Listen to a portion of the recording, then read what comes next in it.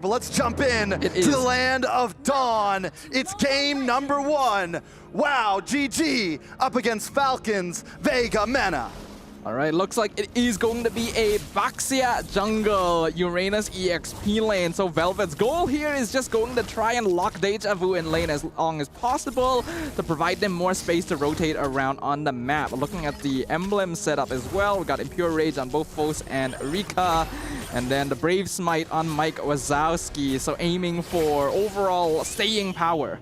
So, I mean, Leo was right. We get to see some more debut picks in another series. And not only do we see some debut picks, we also see the Xborg in the jungle, which is a debut position on the last series debut pick.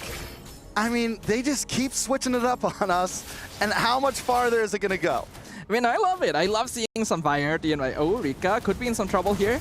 Takes a little bit of damage. Will he be able to dash away? Forced to use the flicker. Is able to get a bit of poke off and will be safe. All right, that's good. Team Falcons has to make use of this Baxia to really start causing pressure. It's going to be difficult for them to keep lane priority across the map since Estes will naturally be a little bit slower and doesn't do all that much damage. But the more presence he shows in the side lane, the more easy it is going to be for Velvet and Names to make their presence known and start scaling up into the mid-game where Velvet and Sunlight become very difficult to handle. Ooh, a lot of damage on Ayame. WAOW GG forced to kind of take this slow here. Now, I want to talk about that export because we felt like it was a good pick against the Estes. But for me, that's more of an EXP lane export because you don't want to blow that last Insanity too early. In turn, like before Turtle, before Lord, you want to try to use it to secure those big objectives. And now, Foe, speaking of the devil, take a little bit of damage. Micah taken out. Here comes Deja Vu into the backside, gets the stun onto you. Slams down onto Fiven as well, but now Deja Vu needs to try to get out of here as Velvet hordes away Ayame, keeping him away from the team, keeping her away from the team. Back onto the Turtle here. Velvet now also keeping space as Mike Wazowski has to run away and Team Falcons take the Turtle. Yeah, really well played by Team Falcons and a great call as well. Knowing that at this stage of the game, Foes doesn't have enough items to actually threaten their frontliners, they can just run him down, especially if Ayame is already showing somewhere else on the map. Getting rid of the enemy jungle immediately means that you can just go for the Turtle, and although Deja Vu did try to cut off the back line, the damage was unfortunately already done and Team Falcons can just back off with their spoils. First Turtle going to them, a 1k gold lead in 3 minutes. I mean, it's a big gold lead. A lot of times you'll see teams at least secure something in response to losing the Turtle. WAOW GG not able to really get much minion play, get much tower play, or even get a kill on the board. Ooh, Names almost picking off Ayame. A little bit of damage. Ayame is able to get back. Sunlight just being so aggressive overall, and Foes might not be able to get away from this. The frag armor does pop. Team Falcons just ever so aggressive in the first few minutes. Yeah, unfortunately, the issue with going Matilda Valentina in your mid lane is that you're giving up so much rotational priority, and because of that, Team Falcons can keep walking and rolling around with Sunlight, providing help to the side lanes, and they're still fighting. Yeah, they're looking for this tower. They want it so bad. Sunlight takes a bit of damage. Here comes the ult. All stuns onto the side of WAOW GG, and the tower goes down. Team Falcons able to take a big step in the right direction. Man, Estes ult is so disgusting to me. The fact that 4 members just dive the tower and barely take any damage in return really does not feel particularly fair, especially when you also have that Baxia and Uranus on that side. It just becomes impossible, especially in the early stages, since again, no mid lane prio from WAOW GG. Foes doesn't have enough items yet. Not only that, but if Yui on the ZTN, wait a second, Circling Eagle does get the knock-up. Foes trying to get some chip damage down. Deja Vu to the backside, able to get the kill onto Fiven. This could be the game changer. Ayame goes down as Names, drops the shots. Names takes another one. Foes falls as well. Velva onto Rika now. Foes just trying to pick up the pieces, trying to get away, but they're not going to let it happen. Not today. Sunlight picks up a kill, puts it on the board, make it a Turtle as well. 4-2 for the side of Team Falcons. All things considered, that started off not too bad for WAOW GG. They were able to effectively split the team fight in half and basically ignore Velvet to try try and go for the backline. But again, it comes into the play of there's not enough damage when you have a Valentina on your side, especially against an Estes. Even worse here. It's so much easier for Velvet to survive, actually whittle down the backline, and Team Falcons were able to regain control of the team fight towards the end there, which is definitely not what WAOW GG wants. I mean, even WAOW, and the thing is, Deja Vu's doing the right job, even able to get the kill onto Fiven there, but it just was a little too late. And by that point, WAOW GG's all split up, and Team Falcons just takes advantage of it, taking them down one by one by one. Yeah, WAOW GG probably needs to play it a little bit slower. Ideally, wait for the mid-game, get around 2 or 3 items on foes, as well as Mike Wazowski. If you can get a little bit of assists on Rika too, that would be great. Because Team Falcons is definitely going to be controlling this stage of the game. Again, Baxia, Uranus, Estes, you are not getting through this until you have that armor pen, until you have that anti-heal. They can literally do nothing to Velvet right now. Yep. It's disgusting. And they do have the crowd control, maybe, but they're gonna have to use so much of their utility to try to take him out. Foes on the X-Borg, I like the idea, but I think Team Falcons just has too many answers for it. You have the Basha who can quickly close the distance, get the stun onto the X-Borg, buy some time to get down the frag armor. You have the Estes who can get the second skill, slow him down, not let him get away. And the thing is an X-Borg has to get kind of close. It's not big range. He's not a super quick hero, and I think we're seeing the problem here, but now a lot of damage. Here comes the ult. Everyone gets stunned up, and Team Falcons closing in. The blessing does come through to heal up the team. Deja Vu, once again, caught in the middle of 4, tries to flicker back. One more shot, but he is able to get away. WAOW GG are able to survive at the cost of Mike Wazowski. That's actually not too bad for WAOW GG. A 1-for-1 trade here is actually pretty solid, and they were actually able to finally take down the Uranus. Unfortunately, Team Falcons are just able to top themselves up completely with the Estes once again. Take a free tier 2 up top, instantly rotate, take up a free turtle. Having access to these really bulky, high rotation tanks alongside a portable fountain that is Estes allows them so much map presence. Yeah, I mean, it just feels like once Team Falcons groups up like this too, there was no entry for WAOW GG. Even Ayami starting to get shredded down now just by using the ultimate, just by looking for a knock-up, just by looking for some space. If anyone enters that death circle, it's tough, man. Even worse so, Team Falcons picked up this lineup after they had already seen the Valentina and the Granger. They're well aware that WAOW GG just doesn't have enough AoE damage. Even though the X-Borg was actually a pretty solid final pick, it might not be enough. They're gonna try and find Velvet by himself though. Velvet might go down for this one. Might not be able to get away. Foe's able to get the kill there. The stun does come in for ZTN. Ayami almost goes down. WAOW GG should be able to take a tower, but they're gonna lose one on the boss side as well. Yeah, it's not really an ideal trade. Velvet is no longer worth quite as much as she was at one point, since that is not actually her first death anymore, and a tier 2 tower is very valuable. Though it looks like Team Falcons aren't going to be able to rotate back in time. Rika sticking around to get a tier 2 up top. Sunlight, will they find them? Oh! Now he's alone. Mike Wazowski tries to get away. Foes does come in the nick of time. Mike Wazowski, she's able to dash back. Followed up by the last Insanity. Foes trying to escape Fiven here. The cutoff is coming, but Ayami's there to make sure they're safely to get away. It's actually very surprising that Mike Wazowski was able to get out of that one. It's quite lucky for her that Sunlight is a lot quicker than the rest of Team Falcons, so they weren't able to come back her up in time to pick up a potentially easy kill. Rika being able to get out as well actually ends up meaning that trade is good for WAOW GG. They trade 1-for-1. They're actually able to get a tier 2 up top. They are definitely still in this game, but a lot of it rides on whether Rika can continue farming well. Okay.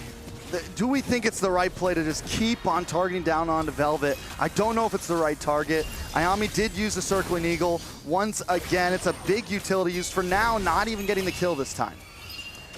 I think WAOW GG doesn't really have much of a choice, Fair. Unfortunately. The only target they can really find is Velvet most of the time, since she's the only person that is not standing next to Fiven. Foes looking for a possible steal here. Can the last insanity come in the nick of time? Yes. Does pop up. Fiven taking a lot of damage. Rika able to get the kill, and now Mike Wazowski's dashing back as Names slaughters onward. Foes taking some damage. Drops a double kill for Names. Taking change. Velvet finds one for himself.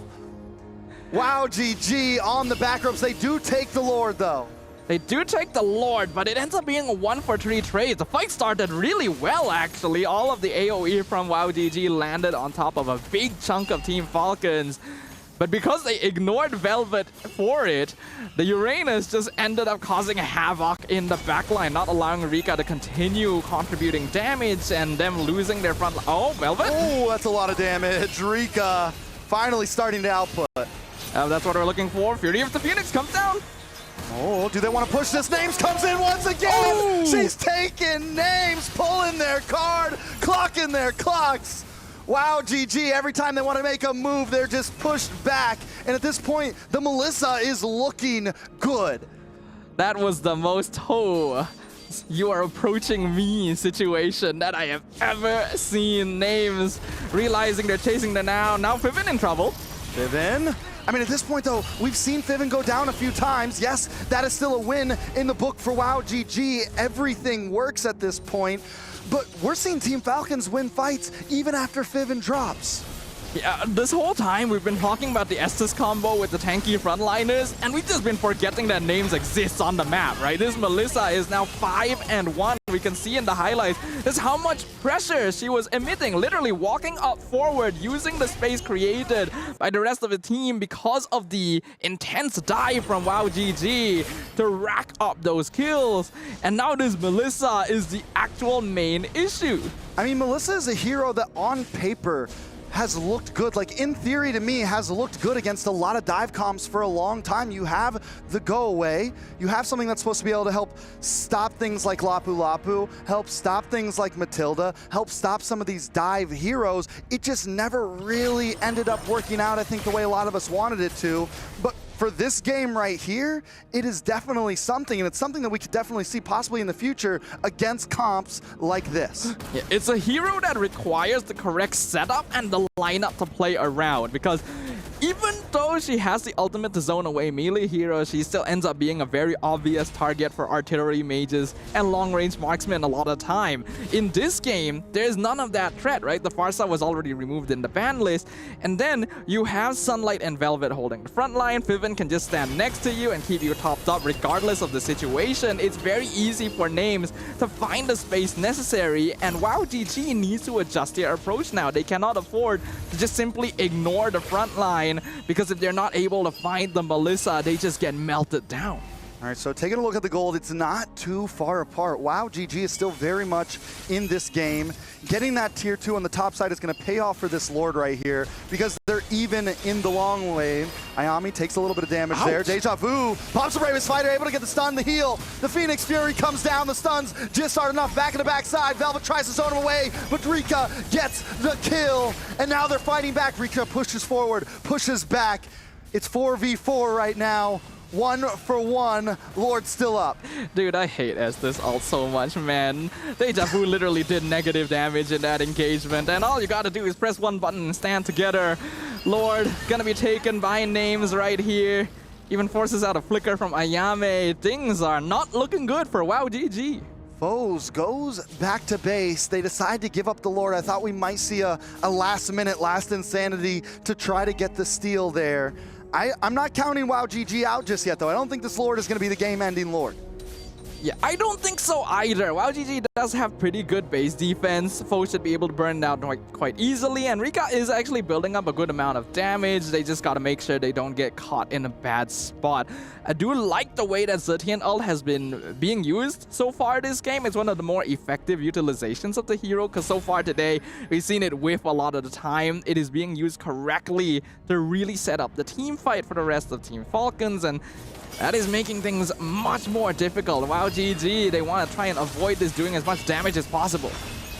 All right, they're going to try to push in. Lord will get the connect onto this top base tower. Ayami gets the knockup, has to try to get away. Velvet just ever so persistent in staying in the faces of WAOW GG. Minions continuing to close in right now. Still probably one of the best results they could have asked for, though. Forces out a flicker from Velvet as well, but Team Falcons trying to push their way into the base.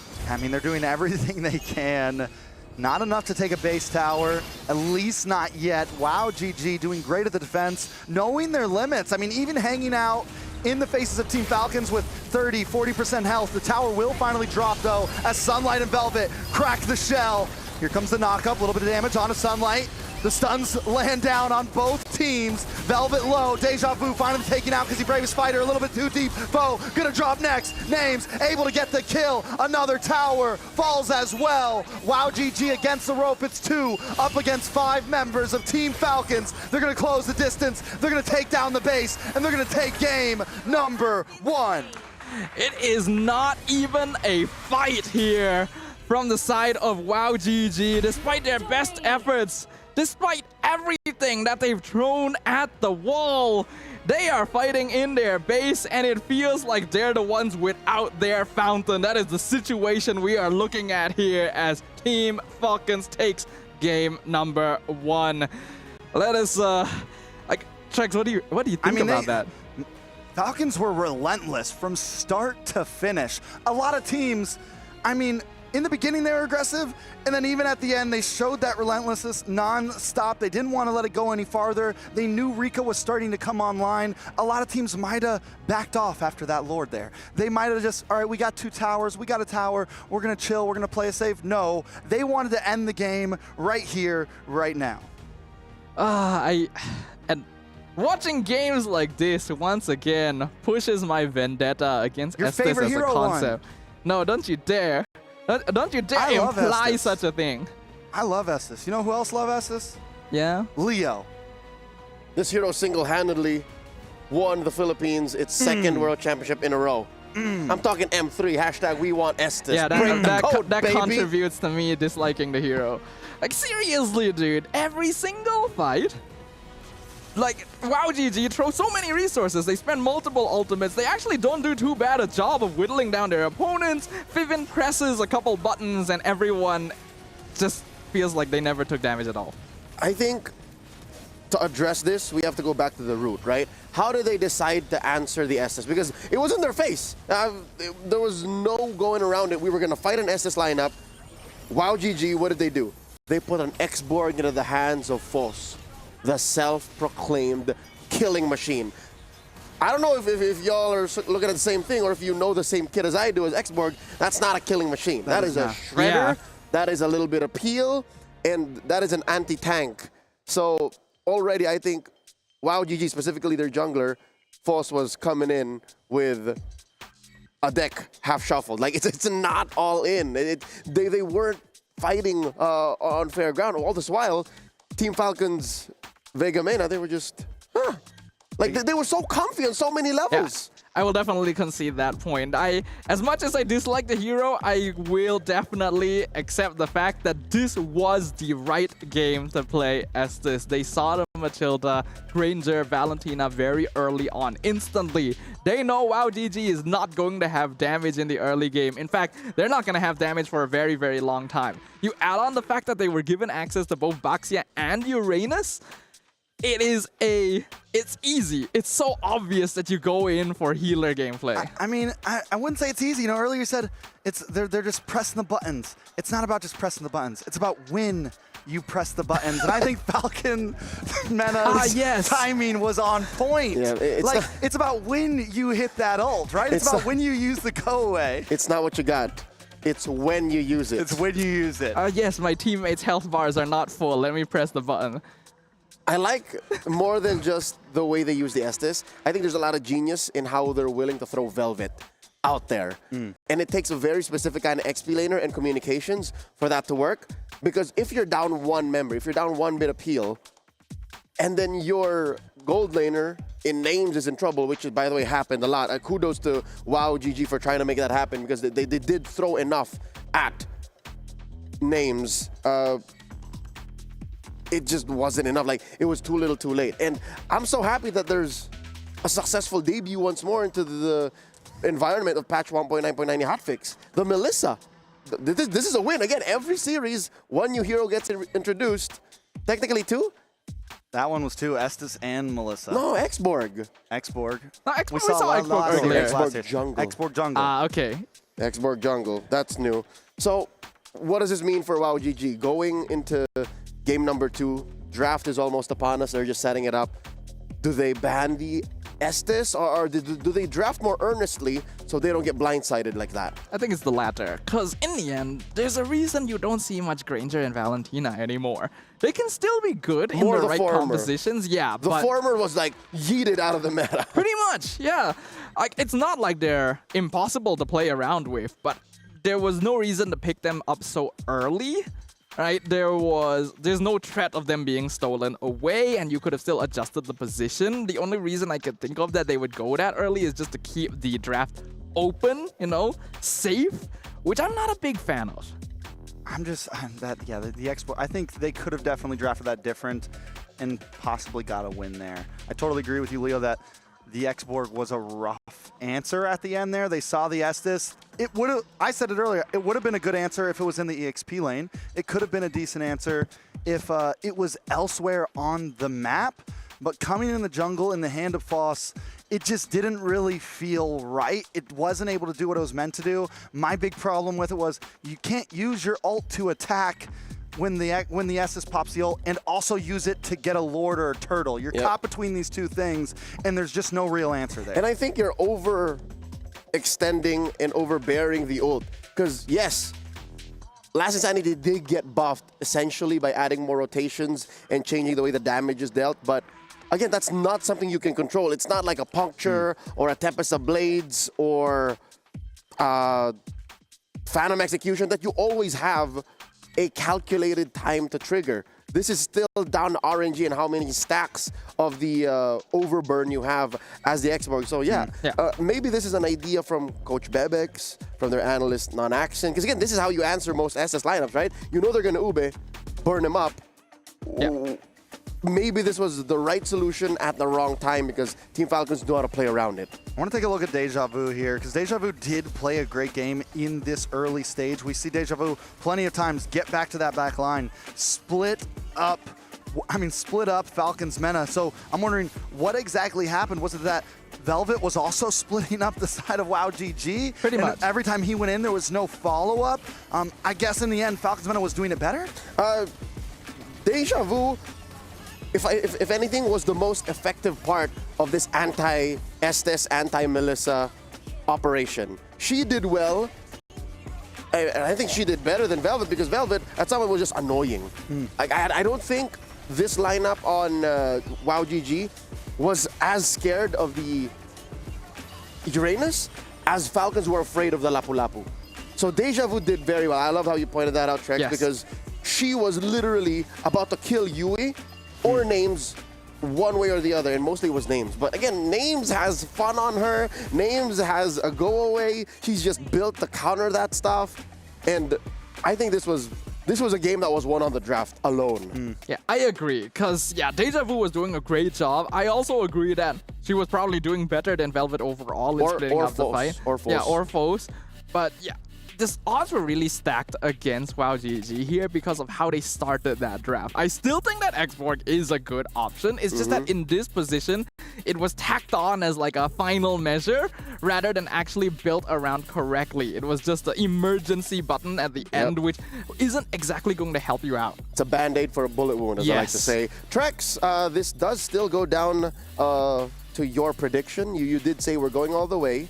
But you did say WAOW GG. What exactly you think the Mongolian squad here is going to do to make this go that direction? Like, what's the change in game 2? They're going to 2-1 them. Obviously. They're going to 2-1 Obviously, but what's how? the change? Like, how, sir? Don't tell me what. They're not going to pick jungle Xborg. I hold strong. They were like, oh, wait. We already picked our EXP laner. And, they just had to... Wait, coach. Xborg, what? So, no, I think, like you said, and like we've been pointing out, Deja Vu played amazing. A lot of their team, during that end game, once Rika got online, Rika started playing great, was able to get the perfect distance on a lot of those shots, was able to poke, dash back and forth. a lot of the members of the team played well. I just don't think they were given the right cards to play with. So this time when it comes to draft, give them the right cards, give them what they're comfy with. Don't get thrown off by some Estes pick that Sadafa hates. Just play your game and do your thing. Pretty much, I agree. Because, yeah, despite the fact that they were facing a lineup that's really difficult to handle with their hero composition, I think WAOW GG actually did pretty well. You know, they were very good at engaging team fights, deciding when to actually take engagement. Rika was actually able to farm up quite well and actually become quite a threat towards the end game. But a poke hero like Granger is already stacked against the odds against sustain heroes and healing supports, right? So going into the next game, you gotta keep your tools a little bit more open, maybe try to lean towards the meta towards the early stages. And I think you gotta respect the Baxia as well on the red side. There's a reason teams usually ban the hero on the red side. It opened up too many things because instantly WAOW GG couldn't pick the Uranus anymore, right? And it was just given back over. If WAOW GG were to break my heart and take us all the way and even win the series, I think one way to do that is to get back to their identity. I think of all of them, Deja Vu still played a very Deja Vu game. Foss, I think Foss is a huge reason why they weren't as successful in game number 1. So put a Lancelot on this woman, put a Ling in her hands, a Hayabusa. I'll even say like a Yi Sun-shin. Like if you can find a way to put a Yi Sun-shin into the hands of Foss, then she can become the killing machine that she was born to be, that she knew she could be. Then we're golden. And also, I mean, in terms of draft, they have a lot of space for bans. Those bans, we saw Farza get banned. We saw Zushin get banned. We saw Kimmy get banned. There's a lot of room for change up, I feel like, that can still benefit both sides. You don't have to give too much by dropping one of those and switching it up to give yourself the Farza, to give yourself the Zushin, to give yourself some damage on your team. Or maybe even in a proactive manner, attack your opponents, give Sunlight a hard time, force her onto said assassins, because again, she's a self-proclaimed utility jungler. Not that there's anything wrong with that. It's just, what if she gets tested? What if her hero pool gets checked and only, you know, the Yi Sun-shin, the Ling, the Lancelot, only those are left out? What if that happens? We'll see if WAOW GG's got it in the bag to do just that. Coach Bebex chooses to go blue, while Koba goes ahead and says, we're going red, girls. Game number 2 with Team Falcons at match point. We are going to switch the scores around. Trex and Stafa, y'all take care of business now. All right, we'll try our best, Leo. We'll make you proud. Let's jump into the draft for game number 2, and there is going to be a side switch happening here. Uranus and Kalea banned out by WAOW GG, and the Baxia that we talked about earlier banned on the red side by Team Falcons. So we can see that they have proper respect for the hero. Yeah, I mean, there's already some targets coming in. There's already some change of targets happening. The Basha gone. But it's Falcons who actually ban it out. They're a little more on the scared side to let that through over to WAOW GG. And with the Uranus gone, we're forced to see some change happening. I think it is good to have some change. Really thinking about it as well. We've already come into this competition knowing that WAOW GG likes leaning more into assassin jungles and Team Falcons likes more utility jungle. I feel like what could have happened in game 1 was that WAOW GG could have left the Kimmy open potentially and gone for a triple marksman composition, since we already know that works really well against tankier heroes and would have definitely provided the damage that they were lacking to break through the Estes healing. WAOW GG though, gonna actually ban out the CC. Makes me think that they might lean into the Lapu early again. And when they were over on red side, they took out the, I'm mind blanking now. They yeah, same. Because it was they took out Arlet. They took out the Arlot. They took out mages. But at this point, first pick up Lapu. I mean, yeah, could be solid overall. I think something not too crazy. The Farza's open. I think the mid lane has been a decent pick up front. I'm still not on board with the Zushin first pick, but it gets banned out anyways. With that banned out, I do think the Farza could be viable up front here. You don't want to leave it to the other side when there's not a whole lot of options left. Yes, the Zeatin goes well, but it lacks mobility. It lacks everything that the Farza has in my book. Yeah, I agree. I think Farza is just one of the more universal and safe picks, even though it is a backline DPS option that could be easily cancelled. It would cost opponents a lot of investment to actually take care of her effectively every single time, as long as the positioning is on point. With the Zeus in man out as well, I feel like WAOW GG needs to consider the possibility that Falcons wants to go for another utility tank jungler comp. It looks like WAOW GG likes playing the Matilda, and that's going to be their first lock-in. Matilda's solid. I mean, again, another solid pick. You do give up a lot of opportunity for Falcon to also just kind of build their draft here, and there's still plenty of utility junglers that they could pick up. They could go for something like the Fredrin here. We know that it's what they like to play. It's what they're comfortable with. And I'm just wondering if WAOW GG needs to kind of prepare for that a little bit earlier. Now with the ZTN picked up from the side of Falcons, they could honestly just go for a very similar draft to last time. But last time did hinge quite heavily on the Baxia and Uranus just being impossible to kill. There's not a lot of heroes in the pool that are going to be able to match up to that level of bulkiness. Gatot does actually come pretty close though, so there is a chance Team Falcons is leaning in that direction. WAOW GG gonna go exactly as we predicted here. The Fredrin comes out to combo with the Matilda. So interestingly enough, still not putting foes on an assassin jungler. And they'll also lock in the Kimmy. I mean, this is a big switch up, right? We expected to see some assassin junglers, but right now it is hard to do that when there's still things like the Bosch out there, when there's things like the Fredrin out there. If you don't have any answers to those assassin junglers, it can be a dangerous place. And the way that Falcons played last game with how aggressive they were, I mean, it's tough, because if you fall behind with an assassin jungler, if you fall behind with something like that, you're in an even scarier position, because now you're losing more opportunity for damage. And here comes that Melissa again. Another Melissa pickup. It's not too bad against the Fredrin, but the fact that Team Falcons prioritize it this early once again instantly makes you wonder if this is just a signature pick for names. And it certainly worked out quite well for them in game number 1. Now the question for WAOW GG going into the second phase of bans is it worth banning Estes? I think in second phase, it could definitely be worth, especially already seeing the Melissa, who's long range, can benefit from that with a hero like ZTN, who doesn't have a lot of dashes, is more of a, I'm going to sit close to my roamer, I'm going to sit close to the rest of my team and fire shots from the back. Estes just works. You have the Katana as well. I mean, so far their composition looks like they're driving towards that end, and Estes ban would not be out of the book at all. Up to WAOW GG to decide if it's going to be a threat or not, because Team Falcons are definitely in a position where they could pull it out again. You go for the thing is, tank junglers, not a lot of them left nowadays. It's only really the Fredrin and the Baxia. So if they play an Estes with only a Gatot as a front line, it is a little bit more difficult compared to how they played in game number 1. WAOW GG ban out the Yi Sun Shin instead. So more so concerned about damage options of Team Falcons. I mean, makes sense as well. They could ban out something like the Hayabusa here now.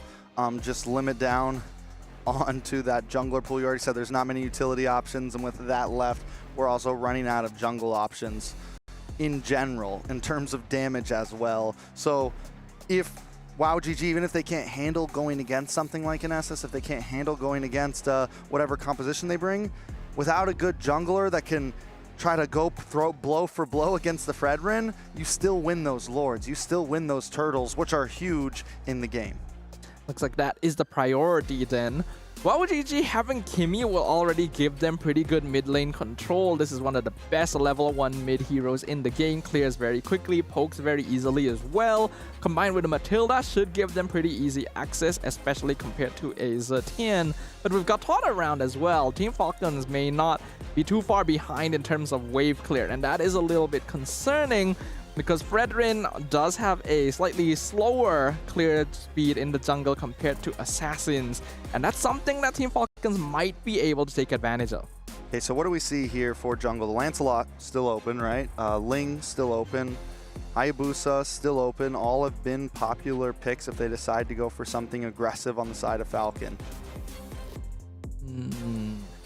Oh, They're going Estes.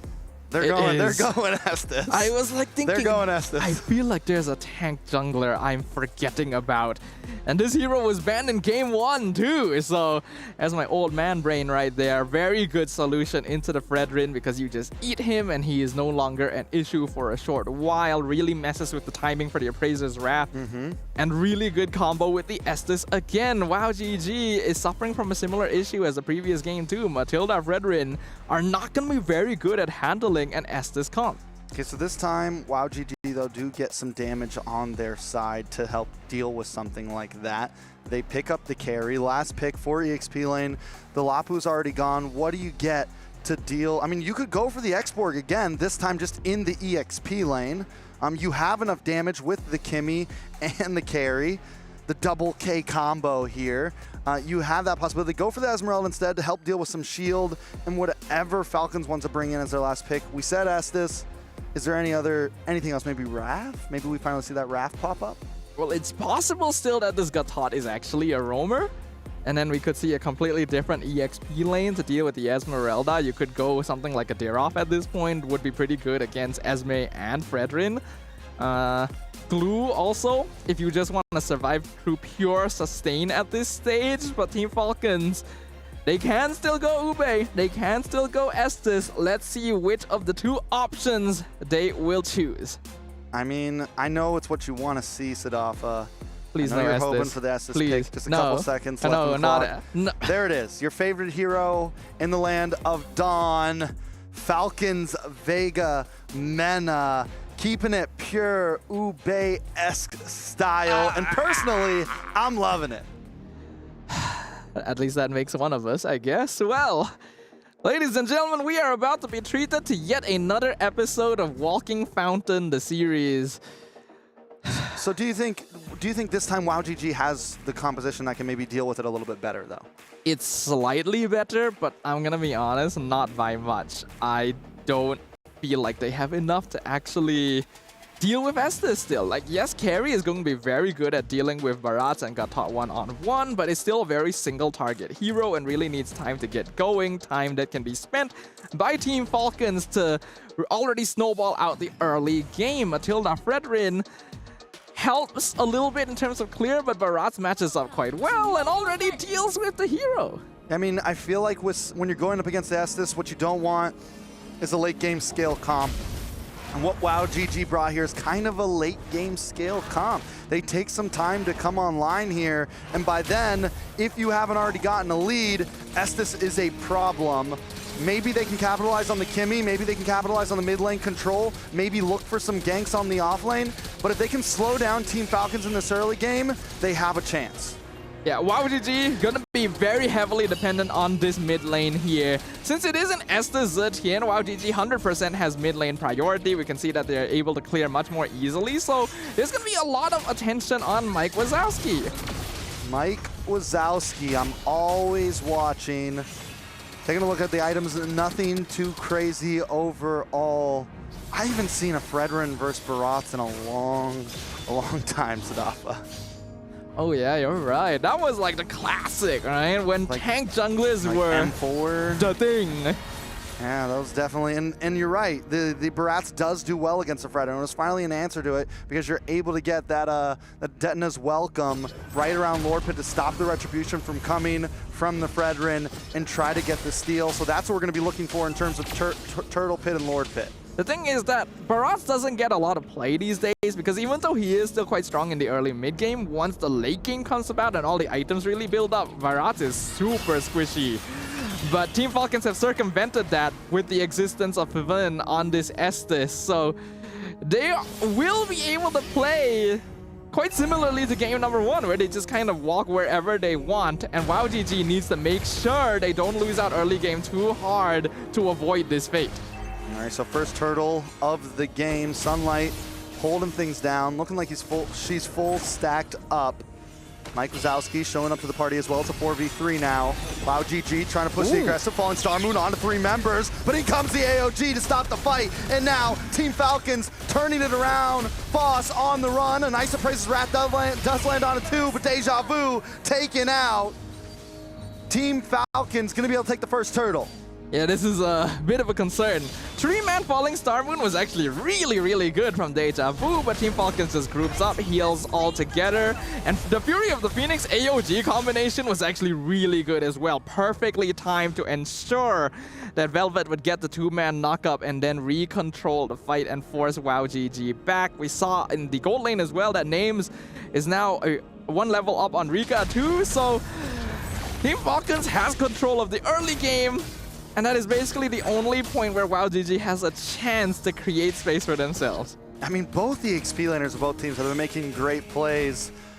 We'd look at Deja Vu and we saw, like you said, the 3-man Falling Star Moon, you get the stun, but if that AOG didn't connect, that fight would have went so much different. WAOW GG may have been able to secure some kills, get past the Estes Hill, but even though Deja Vu makes great plays, Velvet also continues to respond with great plays. Yeah, you can see Velvet very comfortable on these heroes that just jump in, assist the team. And if she's able to come in at off timing, even better. Yui is able to set those off timings up very easily, but at the same time requires a good amount of coordination. You can see that this is a team with a lot of experience together. They've played together for many years at this point, and that experience is putting WAOW GG in a tough spot. Ooh, a little bit of a play onto Sunlight here. A lot of damage. Brings Sunlight down to about half health, but it's still not enough. The assist is just too much. The heal, the sustain, and now they roll back over WAOW GG. Just when things were looking slow, WAOW GG tries to make the attack and pays the price. Oh no. Why did they buff Estes? Why? Why did this need? That healing is gross. Look at it. Look at this. Look at the healing. They started the fight, They though. engage on Sunlight, WAOW drop him GG to won. half HP, actually get the taunt. Suddenly, they are not doing anything. The Appraiser's Wrath comes in, does a good amount of damage. All of the damage gets healed up. They just chase him down. They just walk down mid lane. It is like they are going out for tea time together. WAOW GG is fighting desperately for their lives, and Team Falcons is just having a shopping trip. But honestly, before that, WAOW GG wasn't too far behind. I don't think they should have been trying to take fights here. It was 0-1, it was close, it was even. I think with their composition, they should be trying to bide a bit of time. They want to get Rika online, they want to get Mike Wazowski online, they want to have some time, and they're pushing the limit a little bit too much, and now they're seriously paying for it. Yeah, I agree with you, Trex. Deja Vu, while she has been able to get some good setups, Esmeralda has a lot more strength in just creating macro positions. The Traction Pulse is good, but look at Team Falcons, man. Yeah, I mean, another tower down. Names is 3-0-2. Names is a 1.2k gold lead right now over Rika. And we saw how Names played last game. We're going to see that once again, I got a feeling. Oh man, we're 6 minutes in, Trex. I feel like I might have to call it. I don't know if WAOW GG is gonna be able to do anything about this anymore. They need to just completely avoid team fighting, try and play the map, split up Team Falcons so that Pivin cannot get maximum value out of the Blessing of the Moon Goddess, and try to funnel all of their gold into Rika. There is no other way to play the game anymore. Yeah, I mean, I definitely don't count them out completely just yet. It's not a game to be called just yet, mainly because when you have 2 marksmen on the field, there is always a possibility you could just out-damage the opponent. And as you said, eventually the Brats will be a bit squishier. Yes, they have Pivin, but we saw it last game. Deja Vu did a wonderful job on the Lapu, able to split up the team, able to split up Pivin from the rest of the team. It's all going to be about timing here for WAOW GG in these team fights. And here we go, locking on to Pivin, goes back, but gets caught by the go away. Names continues to outplay. WAOW GG continues to be in shambles. Team Falcons just move after move, groove after groove. It actually wasn't a bad timing. Pivin and Names were all alone, and a pickoff there would have been massive, but the Fury of the Phoenix providing backup anywhere they need on the map is stopping WAOW GG in their tracks every single time. Yeah, but the thing is, Ayami on that circling eagle made the call for, instead of trying to stun Pivin and go towards tower, tried to go into Names. Names pops the go away and just sandwiches her in. I mean, it was disgusting. Ayame popped like a pimple in an instant. like she never existed. That's how much damage Names already has on this Melissa too, and this is not a burst to marksman. This might be a hero we see some more of as this event goes on. Team Falcons are cooking right now. I mean, they're bringing something different to the field, and it looks good. It looks like WAOW is back at this point. Oh no, my worst nightmare has come to life, but not as bad as WAOW GG's situation here. 7 kills to 0, 8 minutes in, and we are already looking at a 6K net worth lead as well. Even if they try to cut Rika. Oh, gonna be able to get away from this one. They're good. It's just a circle of heroes you gotta stay away from at this point. It's a bowling ball. It's a snowball. It's dangerous. They need to push out the other side of the map, but in order to safely do that, they need vision, and Ayame is just not tanky enough to actually walk up and give them that space. Yes, they could have sent Deja Vu or Rika to the bot lane to get a push out, but they didn't know if someone would be waiting to ambush them. And that is precisely because this Matilda was prioritized against a team that is known for playing this style of game. Can we just point out that it's 7-0 right now? Yes. It's 7-0. Team Falcons, and the thing about this is they're playing it aggressive too, man. They know when they have the lead. At first, they were willing to slow pace it. WAOW GG is the one that tried to be the aggressors, and now Team Falcons like, fine, now we have an 8K gold lead. Now we're gonna run this lord down your base. Team Falcons is well aware that they control the early game. As long as they continue farming up the mid game, they can end it before WAOW GG even has a chance to get their 2 marksmen up online. The lord comes in, mid inhibitor just falls. Mind you, the holy defenses are still up. All right, so what does WAOW GG do at this point? They just try to stay away. They try to defend. At this, you don't aim for the heroes at this point. You aim for the minions so they can't attack your base. Pretty much. But they're not very good at clearing those either. Look at Foss. Oh my goodness. Solo brought back to base. Mike Wazowski as well with a target on her shoulder. Team Falcons. All they need is one more tower. Minions are coming in from all angles. Foss trying to clear the waves, trying to pull them away. Gets gobbled up, and the Daytona's welcome. Shot back, stunned against Ayame. Down comes the falling Star Moon. There's a bit of damage onto Sunlight. Mike Wazowski trying to fight back, gets the kill, and Team Falcons finally pushed away. Mike Wazowski really found the correct one. That traction pulse was actually huge. That is the first kill that WAOW GG has been able to get the entire game. And that is after they have basically lived in their base for the last 2 minutes. That's how much it takes for WAOW GG to actually get a pickoff. At the very least, it'll give them some breathing room. But they don't have a lot of the map left to actually get farm in. And they got 2 marksmen that are still craving gold. At this point, they're getting spoon-fed by Team Falcons. It's like, okay, you can have this wave, I guess. You eat when I tell you to. We'll let this wave get to your base so you can get a little bit of gold. Speaking of gold, let's take a look at the chart right now. Break it down for us. Well, we got the double blade armor on the Barats and the Gatot specifically to counter out Mike Wazowski, which means that Rika really needs to come online. She is still not complete with the Trinity yet, but going to be pretty close pretty soon. In comparison, Names just completed her Malefic gun. So that's going to make it even more difficult to jump on this Melissa in the first place. We got Flask and Enchanted Talisman. Typical build for the Estes. Otherwise, everything is pretty default, and WAOW GG has a lot of catching up to do. Yeah, I mean, Rika hasn't even gotten 3rd item in yet. We're at almost 12 minutes and we're still waiting on the DHS. Like the mail's coming, man. This is a problem for the side of WAOW GG. We did see a little bit of damage coming from Mike Wazowski earlier, but I don't think they can fight for this Lord. I don't know if they can defend this Lord.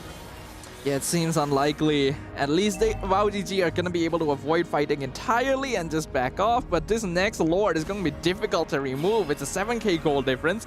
Sunlight just completed a Winter Crown as well, so now even if the Barats gets caught out, he can buy even more time for the rest of Team Falcons. And WAOW GG basically has to pray for a miracle here. Pray for a miracle, play your best, do whatever you can, because Team Falcons is coming. The WAOW is coming. I'm not talking about them purple yams you buy in the Philippines. I'm talking about Team Falcons Mena. Lord does go down. They're trying to close in. Velvet with the AOD gets the knock up. The damage onto WAOW GG is just too much. The Ube's back, baby! That's a 2-0 sweep! Yet another recreation of game number 1 as Team Falcons casually walks their way into the base of WAOW GG and says, this is my home now. Another 2-0 clean sweep going over to Team Falcons. What a game. I'm speechless. I mean, they did that so cleanly, so perfectly. They look like, I'm not gonna say it just yet. I'll wait till Leo's here, man. But those girls played that textbook right there. It was great. It was an excellent draft. They knew exactly what they were doing. But man, I'm so sad that Estes did so good here. I feel like WAOW GG needed to adjust it. Like, they were aware that the Estes comp was a risk, a possibility after game number 1, and it didn't really feel like they changed their draft to prepare for it. We all knew it was coming, I think, as we got into that second phase of the draft. Yeah. We knew it was coming, but even me and you were looking for